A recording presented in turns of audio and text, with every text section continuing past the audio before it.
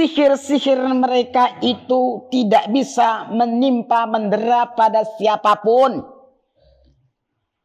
Yang hanya bisa mendera terkena tak lain pada hati yang lemah. Wan nufus, dan jiwa asyahwaniyah yang dipenuhi dengan syahwat, dengan keinginan yang tidak terkendali oleh hati yang dibimbing oleh nur ilahi. Syahwat yang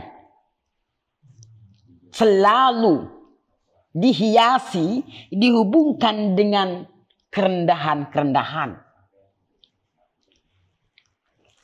Walihada ghalibu ma yu'assir, dikarenakan sebab ini pada umumnya sihir itu akan memberikan dampak yang dahsyat. Cara Jawane itu, saya tidak tahu kalau Anda di sini yang dengarkan adalah Madura. Tidak tahu. Cara Jawane ini, saya gampang kena sihir ini sapa? Ngono lho. Paham toh? Fin nisa wasibyan juhal wahlil bawadi. Ini kami tidak perlu mengungkapkan term dari anisa dari kata apa sehingga nanti mewakili dari apa yang diberi nama ya. Semuanya kan al-ismu yu'assirul sama. Khazinatul asrar. Kalau saya beri taknya taklil mubalaghah, khazin, orang yang sangat menggudangi asrar sir. Maka kalau panggil saya harus fasih. Kalau syar, asrar jadi buruk. Asrar, sin itu cara bunyinya meringis dan ada senyumnya dikit. Orang yang sangat menggudangi rahasia. Nisa, kalau kita uraikan kenapa dinamakan Nisa, nanti akan menunjukkan pantesan dia dikatakan perempuan karena akar katanya begini. Seperti hanya mar'atun dari ro'a, kemudian mar'ah, mir'ah. Pantesan di sawang-sawangan. Saya tidak membakas seperti itu. Biar dibakas oleh Gus Khairul sama Gus Abdul Wahab Ketum. Atau mungkin ada pengkaji khusus tentang kata. Monggo akan terjadi keindahan bahasa. Karena pemahaman itu tidak lepas dari bahasa. Maka ahli tafsir pun harus paham bahasa Arab asli. Atau bahasa asing yang memang sudah diarabkan. Siapa yang terkena? Perempuan. Baik, tak kupas sedikit aja ya, biar semakin paham. Perempuan dan laki-laki adalah sosok manusia yang berbeda. Laki-laki dominan mengedepankan perbuatan gerakan. Clear? Perempuan sosok makhluk Allah yang dominan memerankan perasaan. Contoh, ketika ada terjadi sang anak jatuh, maka perempuan itu terkait dominan perasaannya, maka akan gimana ini, piye ki kok terjadi seperti itu? Jone gupuwe dikik ning ora tandang. Mungkin kalau ada orang di sini praktisi yang nikah baru atau yang akan nikah, semakin bagus memahami selalu pekajian saya. Biar clear, tidak ada konflik dalam rumah tangganya. Perasaan tapi tidak kunjung bergerak. Nah, ketika sudah selesai urusannya, dia baru bergerak. Ini tidak terjadi pada laki-laki. Laki-laki adalah perbuatannya. Tidak paniknya dulu didahulukan, menolongnya dulu, baru ditanya gimana piye to nak jadinya. Nah, maka Tuhan punya tradisi sunatullah, di mana dua karakter yang berbeda ini akan dipun jadi satu, menjadikan karakter yang ideal di titik tengah. Terkait orang perempuan itu adalah memainkan perasaan yang membawa imajinatif yang tinggi dan mudah memvisualisasi. Wah, ini berat ini kalau kami teruskan ini. Tak kutip dulu, dalam tanda kutip, semua sifat yang ditakdirkan dari Allah itu semuanya positif. Takut positif, sedih positif, marah positif. Tidak ada sifat yang bawaan dari Allah yang dianugerahkan pada manusia itu yang negatif. Ketika diterapkan pada waktu dan proporsi yang sesuai.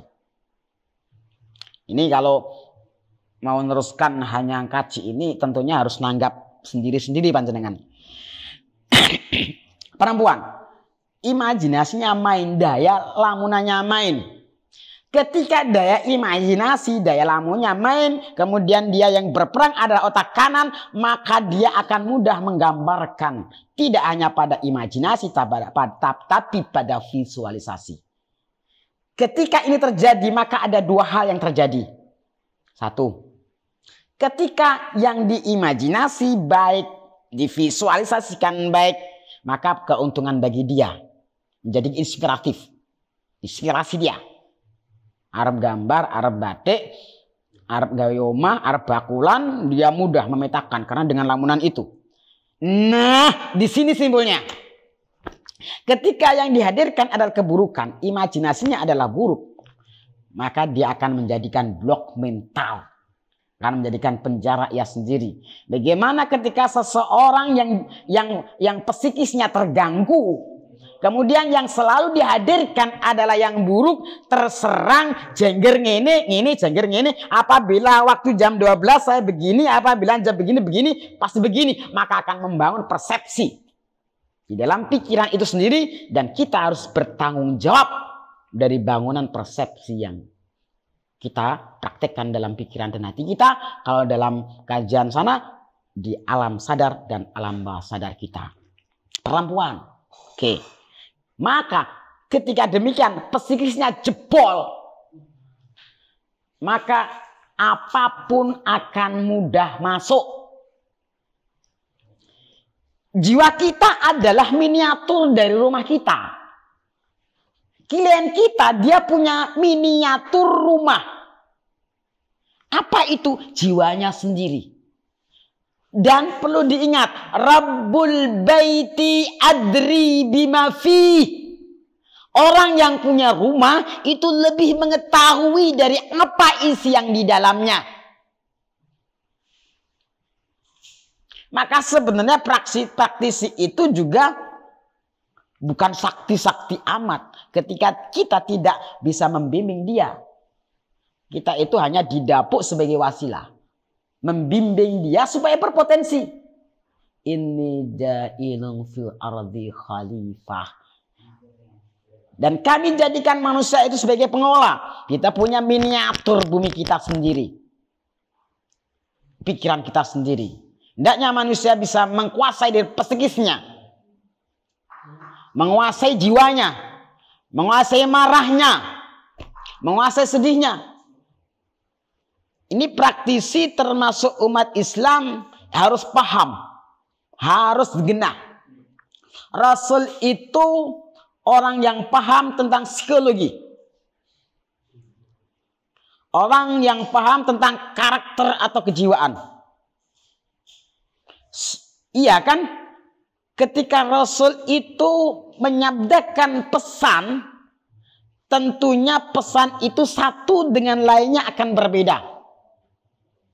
Satu kadangkala dipanggil sahabat, sabarlah, sabarlah, sabarlah, sabarlah. Satu dipanggil, bekerjalah, bekerjalah, bekerjalah, bekerjalah. Satu dipanggil, bersungguh-sungguhlah, bersungguh-sungguhlah, bersungguh-sungguhlah. Salah satu dipanggil, la tagdob, la tagdob, la tagdob, walakal jannah. Sampai berapa kali? Sampai berapa kali? Sampai 3 kali. Di dalam gramatika bahasa, sebuah ungkapan diulang itu sudah untuk superlatif, untuk mubalaghah, ada taukid lafzi. Berdiri. Berdiri. Berdiri. Tentunya akan berbeda kita ungkapannya berdiri 1 kali. Ini perlu dikutip. Kenapa saya bikin contoh seperti itu? Rasul itu tidak ada yang mengkhabari dari manusia lain. Tapi ketika ada sahabat datang, entah itu Rasul melihat bola matanya korneanya begini, entah wajahnya itu tertarik kemerah-merahan, entah dilihat dari detak jantungnya, tahu-tahu letak dop sampai 3 kali. Ini tidak akan pernah terjadi ketika beliau menyampaikan dengan tanpa memahami karakter atau psikis yang diambil dari tubuhnya. Entah itu dari matanya. Kata Ustadz Abu Bakar mungkin ini sudah diagnosa ya. Apa namanya? Apa namanya? Jadi meneliti melihat dari kornea mata. Kalau Ustadz Fajar meletol. Semua fisik merupakan gambaran apa yang di dalam. Ini Rasul paham kejiwaan. Ini tukang marah. Letak walakal jannah. Kalau surga itu kau maknani, kalau kita maknani secara lafziah mungkin surga adalah tempat yang indah. Surga adalah tempat yang sejuk, banyak bidadarinya di sana, banyak fasilitas yang kita peroleh dengan tanpa susah payah. Itu bahasa makna secara agama. Tapi kata-kata jannah sendiri surga itu kadang-kadang dimiliki oleh santri juga. Di santri itu ketika dapat makan kiriman yang banyak, sambal terong, dok ceplok, terus segone iki punel, melumpuk, kumpul dia, munggah surga. Kata-kata surga dipakai. Surga dimaknai kedamaian hati, surga itu dimaknai ketentraman, surga itu dimaknai kesehatan. Surga itu dimaknai dengan mendapatkan apa tujuannya, termasuk kerukunan dalam rumah tangga. Jangan marah, rumah tangga kamu akan sakinah. Jangan marah, anak kamu akan timbul kasih sayang kepada kamu. Jangan marah. Artinya apa? Diagnosa secara dohir Rasul pakai. Jadi jangan dinyatakan ketika ada ilmu baru dan kita beri makna yang kontemporer dengan makna yang kita baru kenal. Kemudian serta-merta itu ilmu apa kita bilang seperti itu. Jangan katakan bid'ah. Jadi konteksnya sudah dilakukan pada zaman dulu. Maka hidupkanlah hadis, hidupkanlah Al-Quran. Biar kita itu menjadi hadis yang berjalan ataupun Al-Quran yang berjalan. Sehat semuanya.